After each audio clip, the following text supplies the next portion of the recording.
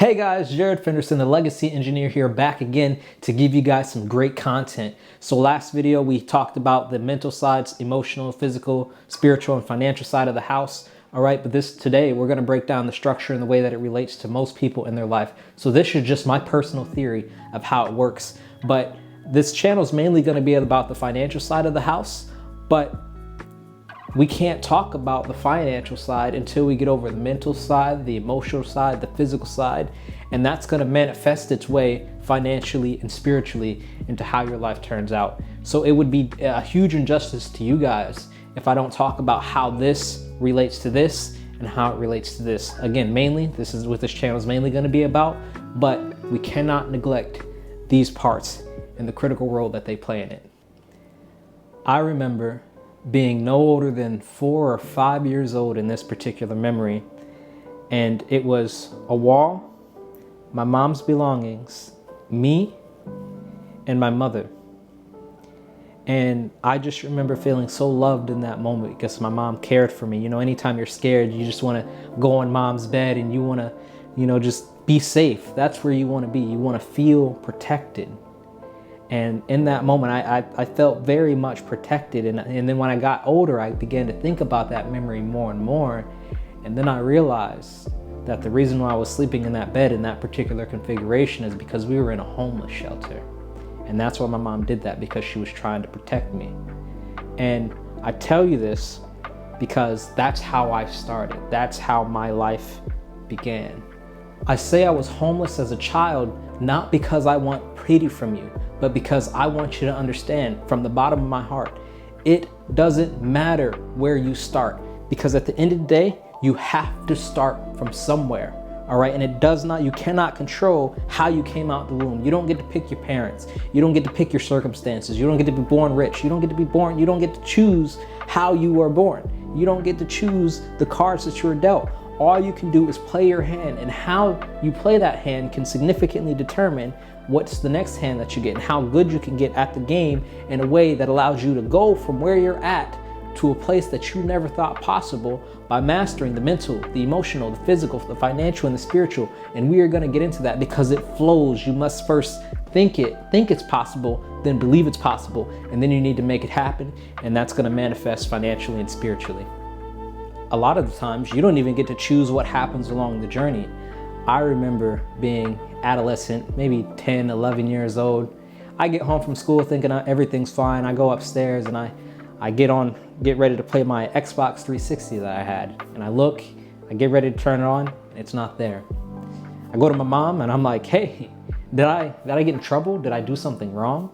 And she was like, no, what do you mean? And I was like, well, my Xbox isn't there anymore. Like, what happened to it? So my mom rushes upstairs, she goes to check where it was, and she sees that it's not there either. Turns out that we were burglarized. But that's not the worst part. Over the next coming weeks, we got burglarized 2 more times in that house.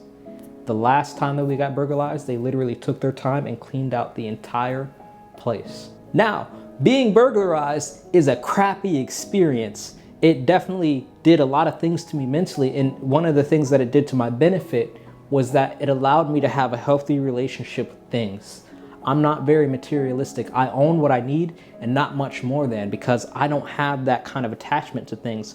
One of the things about me is I don't play video games very often, because when my Xbox 360 was stolen, it struck me. It was like all this time spent world building and doing all of this thing just got taken away in the blink of an eye like that. And I decided in that moment that I don't want to have to spend so much time creating a world where I do all these great things just to have it wiped away. So I decided from that point on, anytime I take extreme action in that way, it's going to be in real life. I'm going to create the life that I want in the physical world, because can't anybody take that away from me. And the truth is, I am your stereotypical Black American dad story. I remember the last time that I spoke to my dad at around the age of 12. That's about the time where I truly and genuinely gave up on trying to have a relationship with him. Not because he was a bad person, but because he just didn't follow through on his commitments. And I decided, hey, it is worth my mental peace to let that relationship go. I no longer held out that he was going to come visit when he promised, that he was going to do what he said. I just said, hey, you know what? I'm going to live my life. I'm going to live my best life. And that's it. Like, I have no ill will towards the man. I just realized that I can't keep holding myself back based on those unmet expectations. And one of the things my mom always used to say is, she always used to say, I respect your father as a person, but I do not respect him as a man. Being raised in a fatherless household left its wounds, if you will. But my mom was so wise that she knew there were certain things that she could not do for me as a woman. One of my mom's greatest quotes that I still have in my mind to this day was when I was asking her about some man issues. She told me straight up, she was like, listen, I can teach you how to be a good person, but I can't teach you how to be a good man.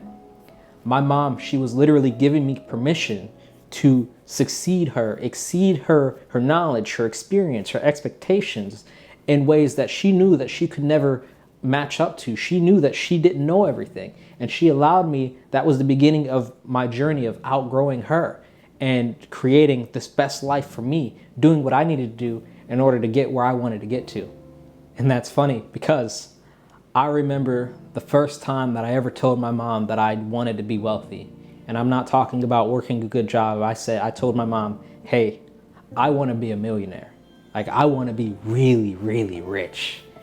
And you know what happened?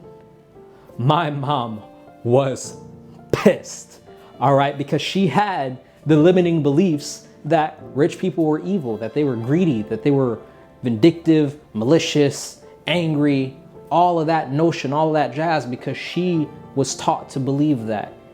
And she didn't know any better at that time. And I had to go against her belief system in order to begin to achieve my dreams. And one thing about my mom criticizing my visions to become wealthy is that I knew at that age that it wasn't at a place of malice. She was trying to protect me. She was speaking from her highest level of experience. She was speaking from a place of shielding me from the world. And because that's a motherly's duty. They don't want their son, their daughter, their child to get hurt. So she wasn't limiting me because she wanted to limit me. She was limiting me because she was afraid. And once when I established to her that there's nothing to be afraid of, that what she knows isn't exactly true, she then began trusting in me and believing in me. But that's after the fact. I had to prove it. I had to do the work. I had to go out and achieve things beyond what she recognized to be true in her reality for her to start taking what I'm doing seriously. And one of the first big things that I did for myself in my life is I decided to join the military. But it wasn't that easy, because the first time that I ever told my mom that I was joining the military, I was about 16. I just came home one day after talking to the recruiter that came to the high school, and I was like, hey mom, I'm gonna join the military.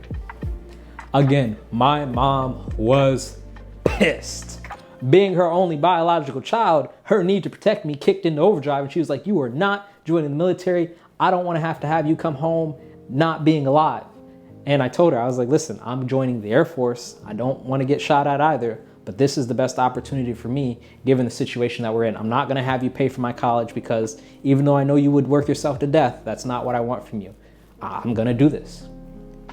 Sometimes you have to disobey to get to that highest level, because the people that care about you the most will oftentimes try to protect you the most, even though that means stunning your growth. So when I told my mom I was joining the military, she absolutely adamantly said, absolutely not. But when I turned 18, I went anyway. And that was the greatest decision that I've made in my life up to that point. And it still has positive effects on who I am today. And that's just to let you know that sometimes to do great things, you're gonna have to disobey, because people are gonna stop your success based on their fears, based on their unknowns, based on their limitations, and you're gonna have to break through that ceiling, not only for them, but for you as well. The truth is, a great life starts from within. You must conjure it up in your mind, the life that you wanna live. Then you must believe that it's possible, and then you must actually go out and make it happen. You cannot leave any one of these off the table, otherwise you greatly hinder your chances of success. If you don't believe that it's possible for you, or you don't even have the guts to envision it, if you don't believe that you can be a millionaire, or you don't even think it's possible for you, you'll never get here, which will never manifest itself to the financial. You'll never achieve those dreams for as long as you don't take the time to mentally understand that it is possible for you to emotionally believe in yourself, believe in your capabilities, believe in the power that you have to make it happen in the real world, to transform your life in that way. You do this, then you can control this and this indefinitely. At the end of the day, you have to make the decision, and then from the decision, you must put it into action, and then from the action do you get the result that you're trying to achieve. A lot of people spend their time, I say, this is my personal theory, is that this is exactly how it goes in the mind. A lot of people can get caught up in the mental. They mentally understand something, but emotionally it's not clicking, and physical it doesn't happen because they never get here. Like smoking is bad for you. Everybody knows smoking is bad for you mentally, but emotionally they can't stop themselves. It's addicting. So physically they keep on smoking.